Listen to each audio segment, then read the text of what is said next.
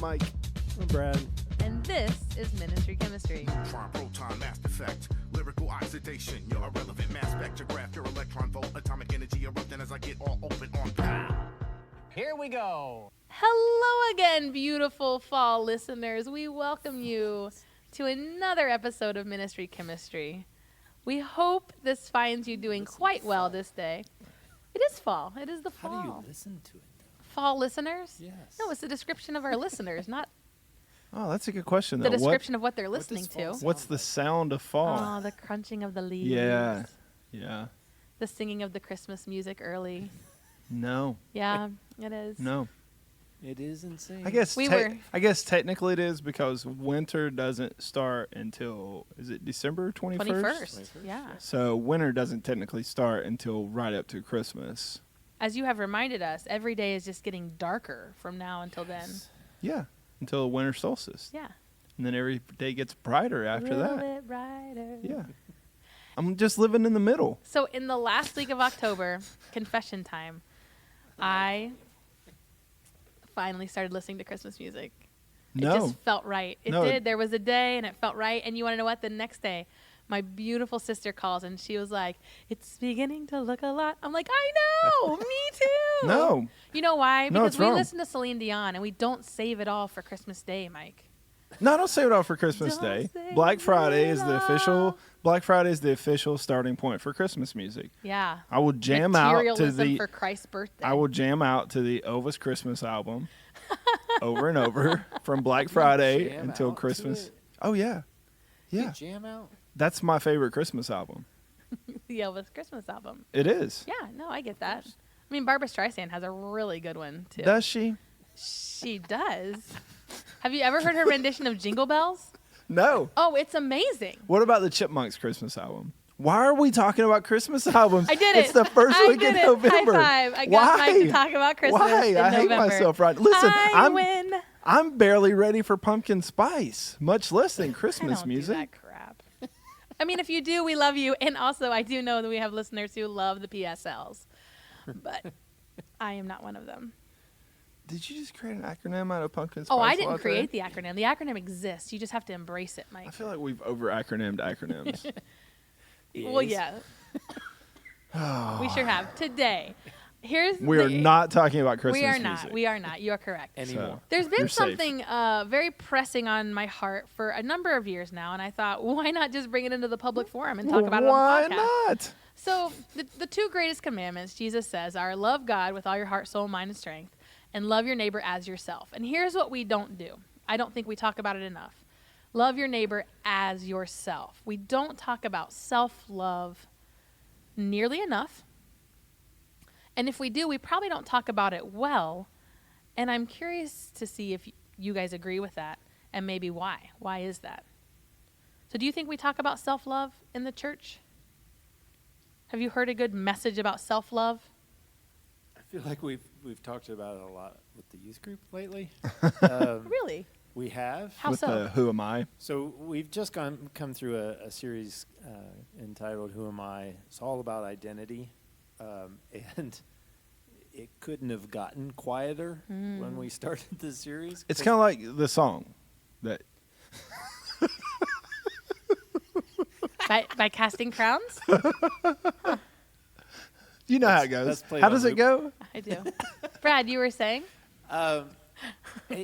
It's really interesting the fact that we live in such a selfie society, but at least the teens that we work with on a weekly basis, they don't like to talk about it. They don't like to open up about their feelings necessarily one-on-one. They'll do it online, of course, because nobody's listening. It's right? safe, yeah.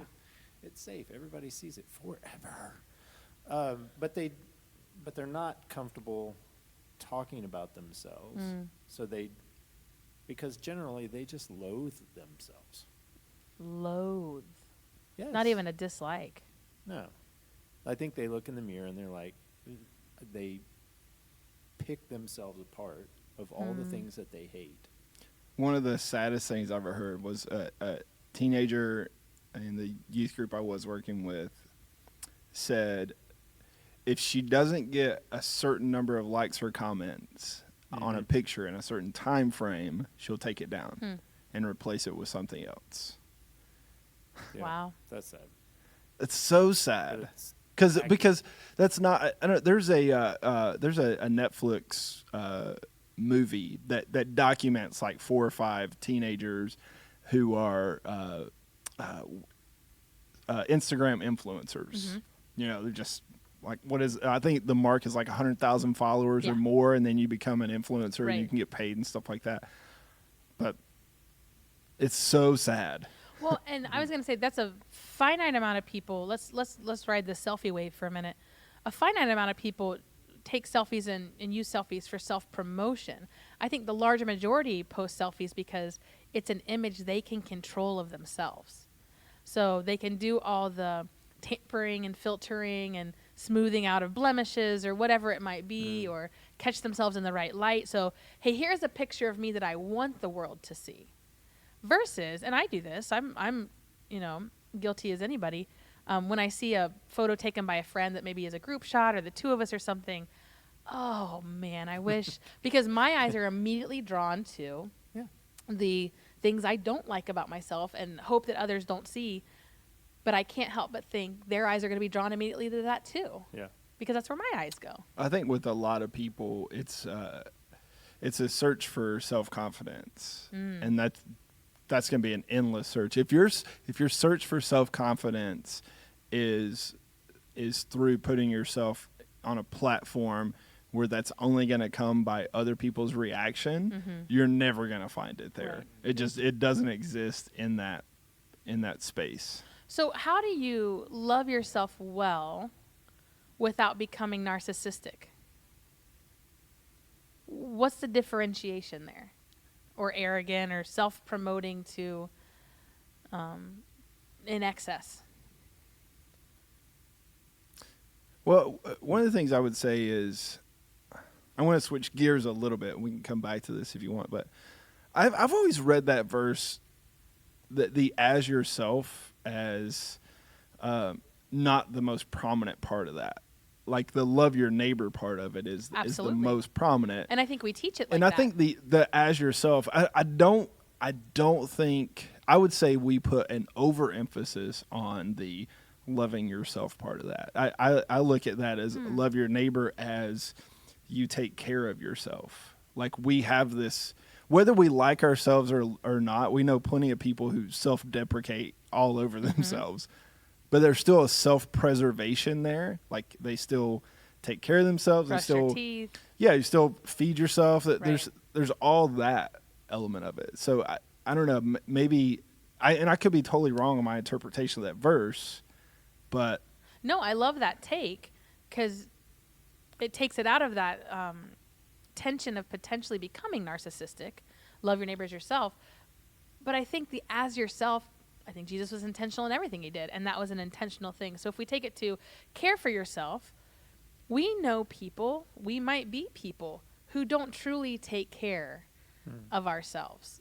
Sure, we're always clean or well-groomed or care for our home in a manner that we could invite people over. But how is our nutritional status? How is our self-talk? So mental health, what do we do for our own mental health? So I think the as yourself is an important piece that we don't harp on, but should we? And again, did Jesus love himself? I think he showed that in the way that he regulated his time with people. He knew the times he needed to get away, and he carved that time out. He carved out time not only for himself, but the 3 closest to him, and then the circle larger than that. So he knew what, even though he was God, he knew his limits and knew the times when he needed to separate. So yes, I think he took care of himself.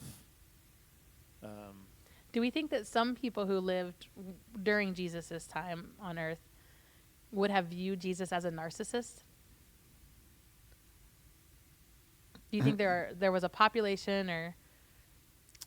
Well, I mean, the example of narcissism that we've seen is in the Pharisees, most As prominently. the narcissists. Yeah, Yeah. yeah. Now, well, it's funny. The people, this kind of goes back to the MacArthur Moore conversation that we had, but the people who would have seen Jesus as a narcissist were the narcissists. Yeah. Because we see that play out in Scripture. The narcissists were the Pharisees, and they were the ones who hated Jesus the most, because and the accusations basically that they projected onto him. Does that make sense? Yeah. Well, everybody knew who the Pharisees were. How many people were healed by Jesus who didn't know who he was? The Pharisees would say, "Who did this? I don't know. Some dude in the crowd Yeah. slipped away. I don't know who he was." Yeah. There was clearly a selflessness to Yeah. Jesus, clearly. And even in being selfless, even in being sacrificial, even in being very others-oriented, there was still a care for himself. And there's still this phrase that we need to wrestle with, love your neighbor as yourself. And what does that mean? Because I think when I run into Christians I've never met, but who clearly I'm like, oh, you must follow Jesus just by the way that you live. Examples of that are their sacrificial giving. They're above and beyond putting themselves second to somebody else. And yet, in order to be able to do that, you've got to have a level of love and care for yourself. Because if you're not healthy, how are you going to be healthy for someone else? Well, one of the things that I think maybe gets overlooked is essentially those two commandments from Jesus are a summation of the 10 commandments. Yeah. So the love your God is like the first 4, and love your neighbor is the latter 6 of the 10 commandments. And to me, it plays out most prominently in the last one, thou shalt not covet. And I look at that as, when you talk about as yourself, would I celebrate Brad's successes as if they were my own? Because I'm celebrating his achievement, not being envious of it. Or would I do that for Renee? Or would I do that for anyone else who falls into that neighbor category, which essentially Jesus tells us is Everybody. everybody. Yeah. Especially when you look at the Good Samaritan passage. But it's like, that's part of it, and that's just a small piece of this puzzle. But yeah, I mean, am I confident enough in myself to where I can celebrate other people's successes?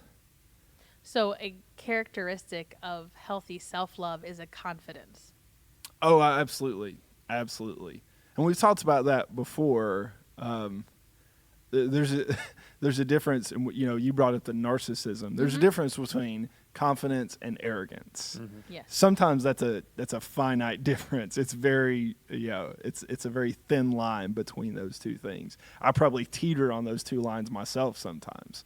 But yeah, I do think that self-love, being able to love others, there's a self-confidence to that. There's a self-security. A self-security. So to love someone as yourself means you've got to be secure in who you are. So the conversation with the teenagers, Brad, is you got to know who you are before you can help someone else discover who they are. And I've had multiple conversations. I don't know if we've talked about it on air yet, but there are plenty of teenagers that care for and go out of their way for other people, but they won't do that for themselves. And so in my mind, and my question for them is, do you love God? And if they say yes, and I ask, do you love yourself? And they say no, I ask, why do you hate God? Because it's one. I don't want to be in your group. That is a big sentence. Yes, it's an extreme, and yet I'm not saying you're wrong. I'm not saying that you're saying that I'm wrong. Yeah. Mike would say that, but but if you can't, you are God's creation, and if you can't accept that fact and love the fact that God created you just the way you are, with all your crazy idiosyncrasies, then in a sense you're saying thanks but no thanks God. And I think that is a hard leap for them to make. Oh. I'm so willing to give myself to other people, but I'm 30 some years into this following, and I'm sitting here going, gosh, do I hate God when I don't like myself? yeah. Yes. Am I rejecting? Well, Thank you both for that quick response. well, I want to backtrack to what I was talking about, and if I alluded to this, it wasn't my intention. I don't think that self-confidence, self-security, self-love is a prerequisite, because I do think there's an aspect of self-discovery in loving other people. Oh yeah. You know, Oh, and 100%. you're practicing something that doesn't exist yet. Does that make sense? Like, you're practicing self-love through loving your neighbor, even when you don't fully love yourself yet. Yeah. So you kind of discover this self-love, and you discover more about yourself, and you discover more about what we talked about at youth group. You discover more about who God is. Definitely. And all that is, it's not as neatly broken apart as we would like it to be. As I need to fully love Yep. myself prior to me being able to fully Yep. love someone Right. else. We would like this linear equation Oh, of, okay, yes, we would. okay, I love God, and through loving God, I'm going to love myself, and through loving myself, I'm going to love my neighbor.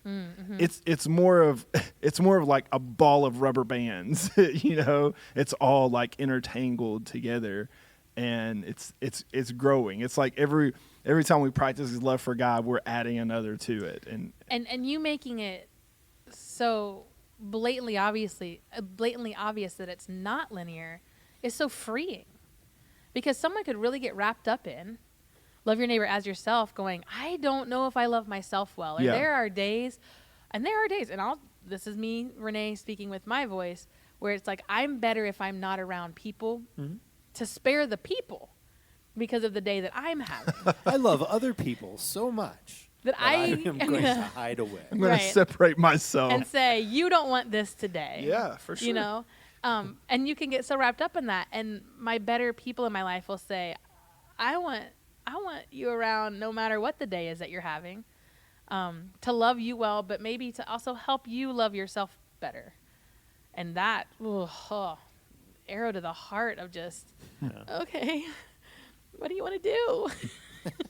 Because I'm having a day. Well, that's another interesting part of Jesus's nonlinear equation. How much does allowing yourself to be loved play into that? Yeah. so much Because I'm not always the best at that. at letting someone love me. I'm a terrible receiver. Well, and it goes to I don't want to seem needy, be needy, have to reach out and have a need that, quote unquote, Jesus and I can't meet. But really, it's self-sufficiency, right? It's Yeah. to self-love is to, I guess what we're saying, reject to some degree self-sufficiency.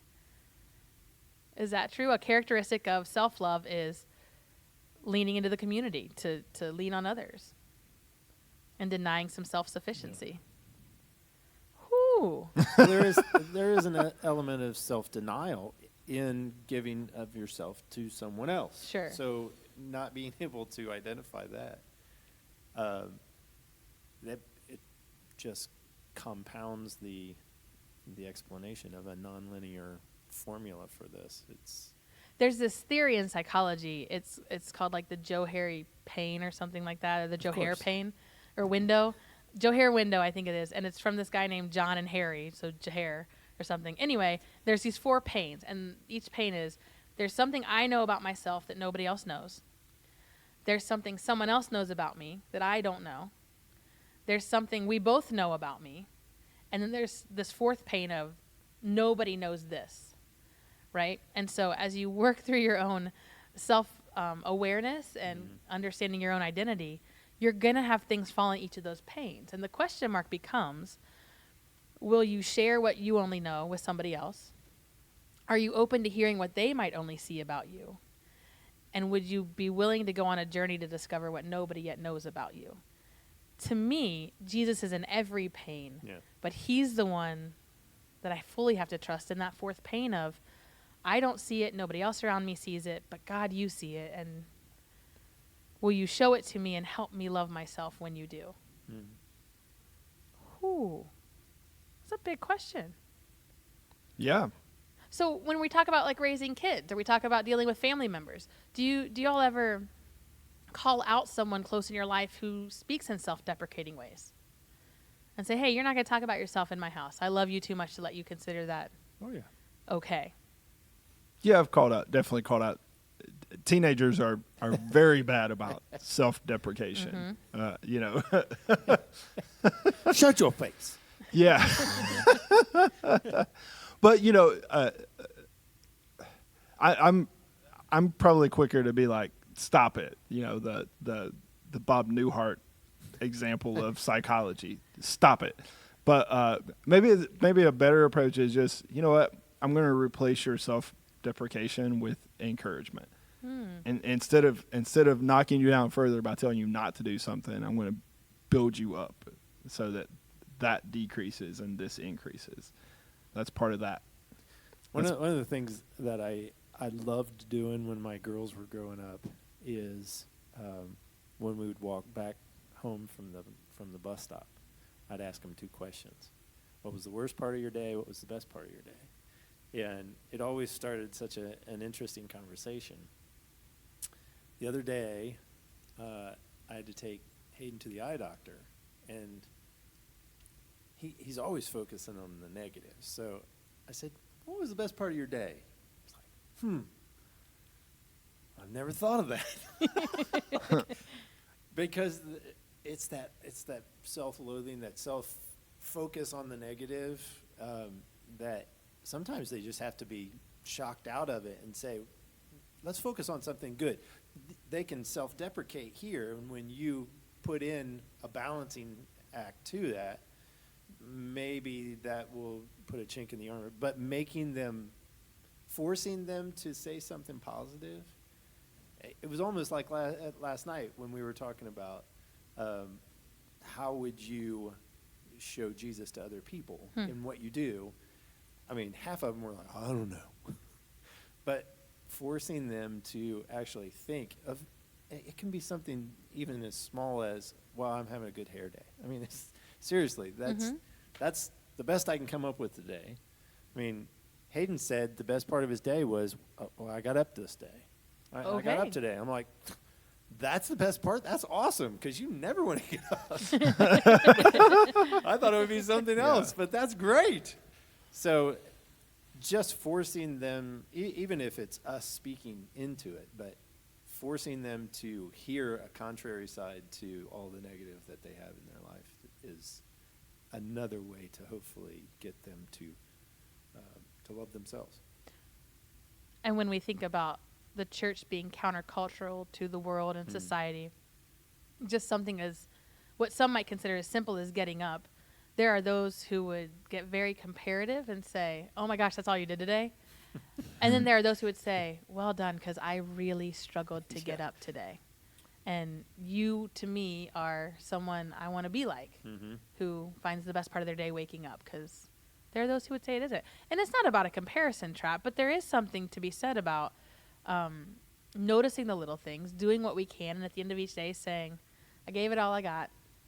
And that might not be what some would say is success, but I say it is, because I put it out there. Success is a sliding scale. It is. And there's another tension, and you raised it, which how much sliding scale is not the right word, a tension that exists, which is what is wisdom? Like, hey, I have a wisdom to share with you, versus what is self-promotion of, you should just listen to how I do things and do that well, right? And so what I love about your story is you didn't say, well, come on, man, you can do better than that. No, it's not like praise for what is praiseworthy and encouraging. Well, you mentioned kids a minute ago, and Brad's example was one of his kids. To me, that is the ultimate lesson in how to love your neighbor as yourself. Is loving your kids. I want what's best for my kids. I want to give them the word. I want to take care of them. I want to protect them. I want to show them Jesus. I want to help them live into that. I want to celebrate everything in their life, not because I'm envious of it, but because a piece of me lives in them. That's, and I think if some of this is confusing in any way, I think that is the, for me, that's the breaking confusion. Is like, so for me, I wouldn't say love your neighbors yourself. I would say love your neighbors as your kids, you know, as they're one of you, as they're a piece of you. Because if we believe in Scripture, we believe we're all image bearers. A piece of me lives in you guys, right? Sure. And you just did the beautiful thing that I was hoping happened, which is you said, I mean, if I was Jesus, I wouldn't have said that. I would have said this, because I can show you a better example of love. And yet he didn't. Yeah. He still called it out to love your neighbor as yourself, which means there's something of value and worth in caring for yourself, loving yourself, and recognizing you are an image bearer of the Creator. And that's important for us to focus on. So this week, we're asking you to focus on that. Where is it that you really do a good job of loving yourself, knowing that you are an image bearer of the Creator, and then helping someone else realize that as well? For this week of Ministry Chemistry, I'm Renee. Still Mike. And Brad. We'll talk to you next time.